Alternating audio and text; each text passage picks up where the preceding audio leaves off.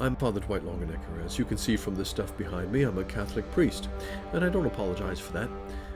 If you are open-minded enough to be interested in what a Catholic priest has to say about myths and the mysteries and monsters, then stay tuned. If you're not that open-minded or you're just not that interested, that's okay. You can tune out. There's plenty of other stuff to see on YouTube. I've created this YouTube channel called Myths, Monsters, and the Mysteries because it draws together three things that I'm really interested in, and I think that lots of other people are interested in too. And the first of these is myths. Now, to talk about myths, first of all, I have to explain what I don't mean by myths. And what I don't mean by myths, and I need to stress this over and over again, is the popular man in the street understanding of myth, where they simply use the word myth as a shorthand for something which is untrue, something which is probably silly, something which people made up, something which one can be doubtful about and cynical about. So people say, oh, those conspiracy theories, that's just a myth. Or the stories in the Bible, that's just a myth, or religion is a myth. Well, that's not how I'm using the word myth. Instead, I'm using the word myth to refer back to the original Greek meaning of the word, which it comes from the Greek word mythos, which simply means story or plot line. And with the story or plot line of myth, I'm actually trying to open up to the kind of stories which we tell that are full of various different levels of meaning.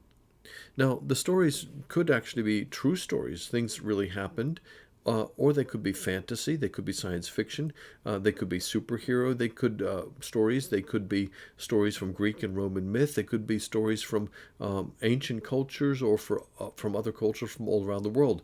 One of the writers I'm really interested in is Joseph Campbell with his book, Hero with a Thousand Faces.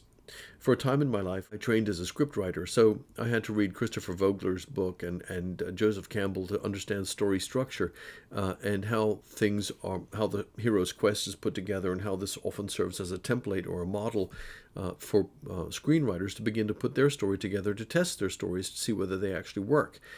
And these stories, these myths, come to us from all over the world. And what Joseph Campbell brings out is how similar they are. The same themes, the same kind of characters and plot line run through a lot of these different stories. And these stories, these myths, as I say, have operate on various different levels of meaning. So the story will have a superficial outward meaning, but it'll be layered in with lots of other intriguing and mysterious levels of meaning. There will be a psychological level, there will be a socio-economic level, perhaps. There'll be a meaning which connects with one's ancestors or the history of one's culture. There'll be another meaning which connects with the religion.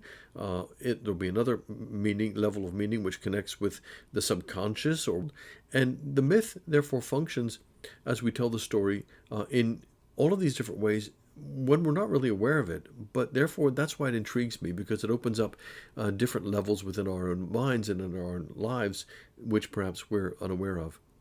Monsters is the second category that I'm going to talk about in this YouTube channel.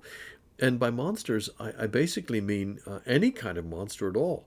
Again, it could be a monster from fantasy literature. It could be a monster from superhero films. It could be a monster from Greek and Roman myth. It could be a monster from the world of the paranormal and cryptozoology.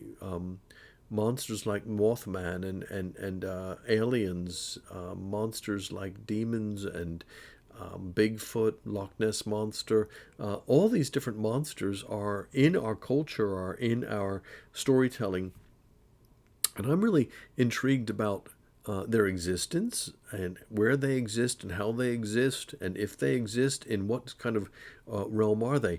And monsters are therefore interesting because they also, like the myths, connect in with the different levels of humanity, the different levels of reality. So monsters in our culture, in our literature, in our filmography, and so forth, operate on a symbolic level, a psychological level, a spiritual level, a relational level.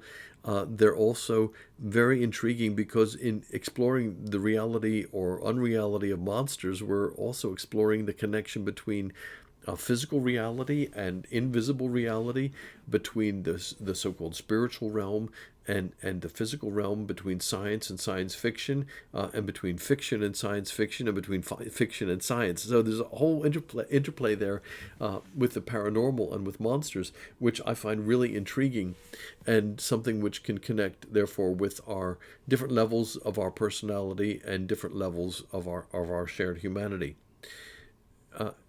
The mysteries is where the Catholic priest thing comes in, because the mysteries are what we refer to in the Catholic faith and in the Eastern Orthodox faith, the ancient Eastern Orthodox faith. We're referring to the what we call the sacraments, and the sacraments are 7 actions that a Catholic priest takes, which actually enable the human being to interact with the supernatural. Now, this is really important to me as a priest, because I'm trying to figure out here and share with you what religion is really about.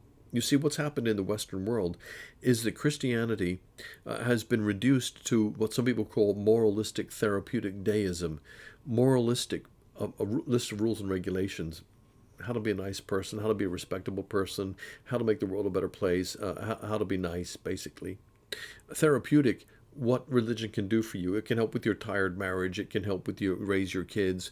It can help you to find peace of mind. It can help you with your addiction problems and stuff like that. So a therapy. And deism is the idea that there is a God, but he created everything, but he's kind of out there having a nap. He's not really engaged with this world. And this moralistic therapeutic deism is what modern people have turned Christianity into. And therefore, I'm really passionate about this, because I think that's actually not a religion. It's just people being good. It's a set of table manners. And moralistic therapeutic deism is not what religion is all about. Now, religious people might do that stuff. They might do good stuff. They might become respectable, nice people, make the world a better place. They might be nicer and cure their help with their problems and get over their addictions, and they might believe in God in a vague kind of way. But that's not religion. Religion, for the vast bulk of humanity down through the ages, has been an existential, real encounter with the supernatural.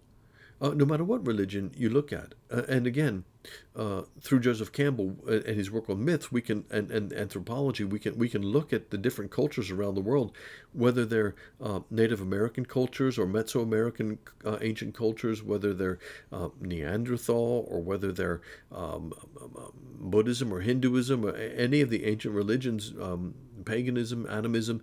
All these religions are really about human beings trying to have an encounter with gods and goddesses, angels and demons, heaven and hell, the invisible realm. That's what religion is, in one way or another. Whatever religion it is, that's what it should be doing. And so, reducing Christianity, therefore, to moralistic therapeutic deism is, well, that's why churches are empty, because people are hungry for religion, and when they go to church, they're finding what they're being given is really just kind of a version of the Rotary Club or the Girl Scouts selling cookies. This is all very well and good, but it's not religion. And so the mysteries in the Catholic faith are 7 ways that we actually believe that we are encountering the supernatural, encountering the invisible realm. And these 7 ways are things that I'm going to be talking about and explaining how and why they actually work, and they connect people with this realm of myth and monsters and miracles that we're talking about in this YouTube channel.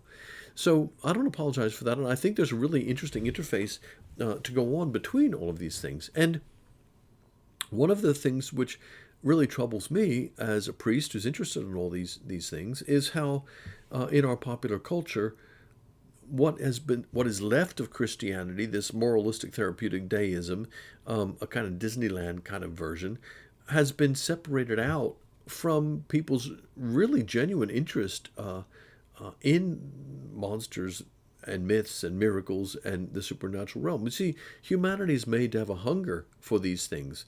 And if we rule them out and pretend they don't exist and say, oh, well, they're all just pretend, they're just a fairy tale, that stuff, we're going to focus on being nice people, then people have a natural hunger for the mystery and for the myth and for these deeper levels of meaning within their own lives and within the wider culture. So I'm going to try to weave all these three things together and build some bridges between these three categories. I was going to throw in a fourth word that begins with M, and that's miracles. But miracles are actually tied in with the mysteries and with the monsters and with the myth. And you're going to see, if you follow this YouTube channel with me, how it all fits together, and how I believe that we're on the cusp of an age where these things are all going to start coming together again. I think this moralistic, therapeutic deism version of Christianity is not only dull, but it's dead, and it's dying. The churches are emptying because that's all people are going, and that's all they're getting. And people aren't dumb. They realize you don't actually have to get up early on a Sunday morning and go and sing dreary hymns in a drafty church in order to be a nice person and do good things in the world. And so they're drawing the conclusions, and they're the right conclusions. But if religion really is about making a connection with the invisible, with the supernatural realm, then we're talking about something which is really exciting. And I'm going to be sharing that with you. And the avenue to get there, the door into this realm, is by looking at myths, looking at monsters, looking at miracles, and to see how they all connect and bring our lives meaning and help us to really have a direction and know where we're going and how to do that. Now, if you're going to watch this, I can tell you as a Catholic priest, this is not primarily a lesson in Catholicism. It's not primarily in a lesson in dogmatic theology on how you must believe these particular things in order to be a Catholic and get into heaven, and how you must do these particular things in order to be a good enough person to get into heaven. That's not what this is about. What this is about is exploring some areas of genuine interest, myths, monsters, and the mysteries, and then letting you explore further and see where it takes you.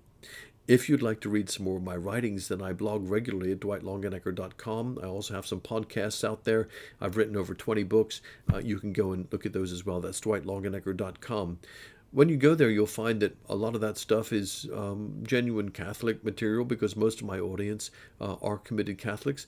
But don't let that put you off. Explore if you wish to, and you'll be very welcome.